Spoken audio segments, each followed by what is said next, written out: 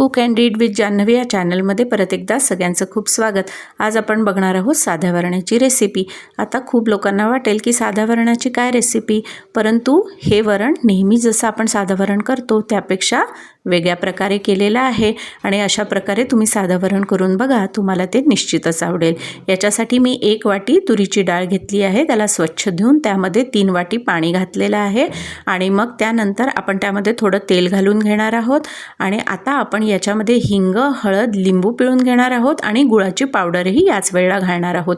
शिजवतानाच या सगळ्या गोष्टी आपण यामध्ये घालून घेणार आहोत आणि याचमुळे याची चव खूप वाढते। आणि मग त्यानंतर आपण याला 10 ते 15 मिनिटं छान शिजवून घेतलं आणि आपल्याला वरणाचा असा छान गोळा मिळतो। आता वरण शिजल्यानंतर आपण त्याला परत छान हाटून घ्यायचं आहे आणि याच वेळेला आपण यामध्ये 2 ते 3 चमचे साजूक तूप घालून घ्यायचं आहे। परत याला छान मिक्स करून घ्यायचं आहे।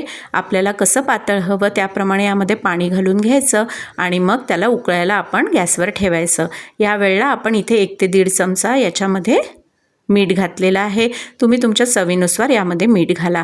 त्यानंतर याला छान उकळू द्यायचं आहे आणि आपलं असं स्वादिष्ट साधं वरण झालं तयार, जे की साजूक तुपाबरोबर आणि लिंबू पिळून अतिशय चविष्ट लागतं।